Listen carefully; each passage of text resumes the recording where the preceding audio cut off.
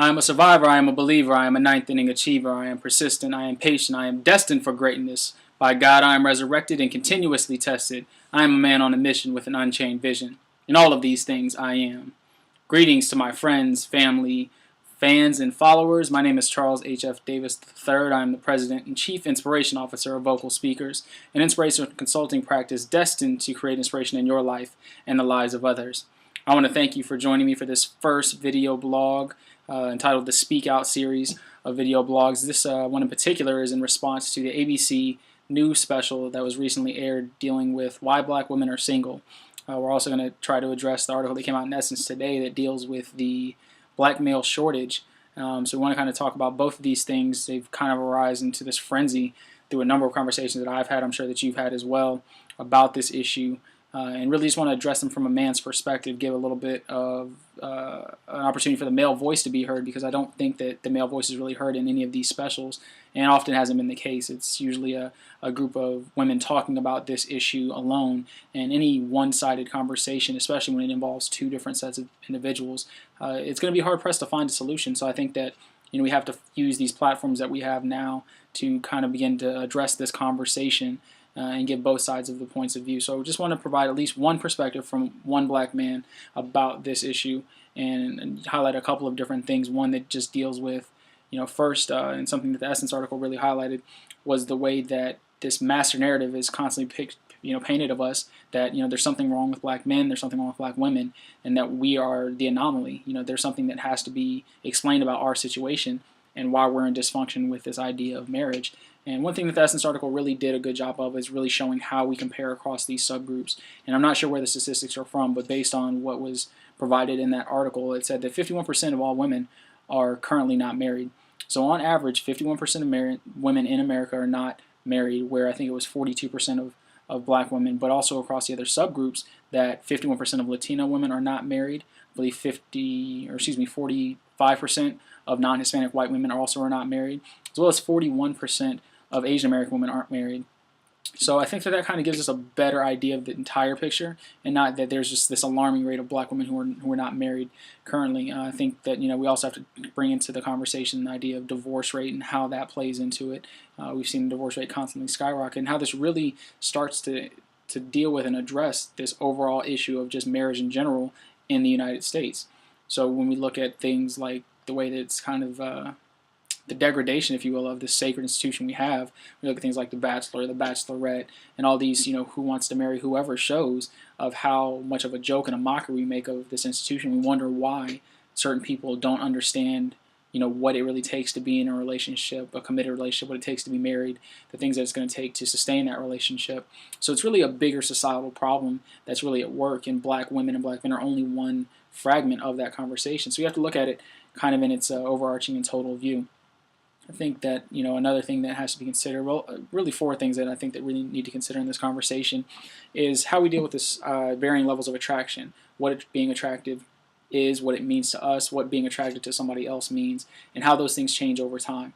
So looking at that, we also want to look about demystifying the black man, the good black man, and what this idea is and this ideal is, and also look at the ideas of responsibility. What are the black man's responsibilities in this conversation? What are the black female's responsibilities? What should we each be accountable for in contributing to this problem, if you will, of us not being in relationships, of us not staying committed and wanting to walk down the aisle?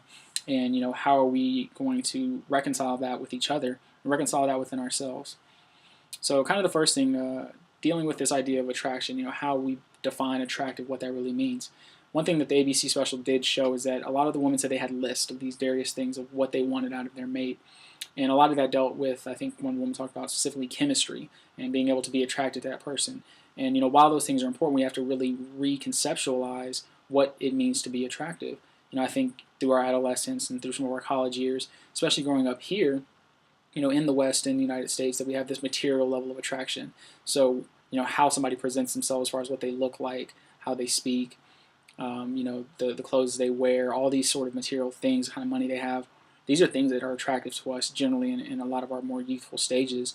And I think that until we reevaluate what we think is attractive by the quality of the person, not necessarily these quantifiable measures, we cannot begin to even address or look at finding ourselves a mate that may even be suitable based on who they are as a person. And And that's one thing I think that these specials never really get into, and the depth and the richness that's involved in who we want as a mate. We often take it for granted that, of course, you want somebody that's going to care and love you in these things, but how much is that really in the forefront of our minds? Do we really think about it on a constant basis as something that we need to make sure is a part of our decision-making process? So then you have this, 54% of men that are, educated and have a job and are not incarcerated. But then we start measuring them by, they have to be 6'5", they have to work out, they have to, have dreads, or they have to do this or that or whatever. All these particular rhythms of what they need to be. Then that 54% is going to dwindle down substantially. So not only are you dealing with a small pool, you're cutting the pool down smaller for yourself by using materialistic things to define who that person is. Now, when you start to look and evaluate these qualitative things about, are they caring? Will they be supportive? Will they, help me persevere and endure in my various obstacles in life? Will they accept me for my imperfections? Will they be there to have a lifelong companionship? These are things that you can only get through an in-depth conversation and really engaging into finding out who people are beyond the fact of these signifiers that, makes it acceptable for us to talk to. Really, who are we to judge what level of acceptability that individuals are to be graced in our presence, right? So I think that if we kind of reconceptualize that attractive really deals with who we want to be with and spend our lives with, that the pool gets exponentially greater, because then you have to evaluate a larger group of people more in depth to find out if those people have those qualities. I think one thing that really showcases this really well was the Tyler Perry movie that came out, I think, a couple years ago called Daddy's Little Girl, and it had Gabrielle Union was in it, and she played this high-powered attorney, and I forgot the guy who was acting. I don't know if it was Idris Elba or another guy, but she was a high-powered attorney. She ended up meeting a guy who was a mechanic. He had 3 kids, and she had this constant dialogue with her girlfriends, and the girls were saying, you need somebody that's on your level. Like, you can't marry a mechanic. You need to marry so-and-so. You'll be a partner. All these things. And what actually ended up happening is that she found something about the innate qualities of this individual, about who he was as a person outside of this context of where he went to school, how many degrees he had, the type of money he was making, and she fell in love with this guy for who he was. And I think that kind of segues into this idea of demystifying what the good black man is. A lot of what is often portrayed is a good black man is a man that, went to school, probably went to a good school, got a good job and a good profession, and makes a sizable amount of money to support him and his family. And I think that when we're looking at those things, that it makes it a very narrow picture of what good black men are supposed to look like.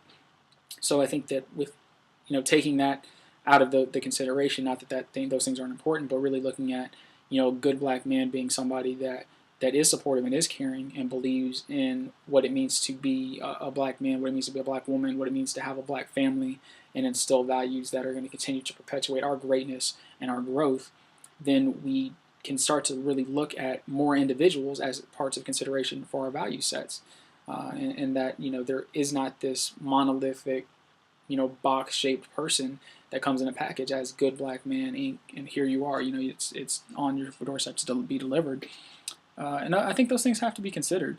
We don't. I think we have this kind of idea, however it's been portrayed, and often it's perpetuated within ourselves, from mothers and grandmothers saying, you need a good black man, one that's this and that and whatever, that may not really address the qualities that we're looking for holistically, and that may change depending on the circles, but by and large it deals with, education and socioeconomic status.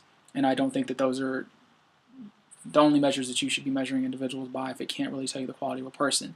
We all know people that look great on paper that don't actually pan out in real life. So that's kind of one area to also look at as well. And to kind of bring that idea off of an ideal set and not necessarily change your standards, but make more realistic about what it is that we're looking for in each other and how those things are really going to help us get to where we need in the long run. And really can start to, again, reconceptualize the idea of what good black men are supposed to be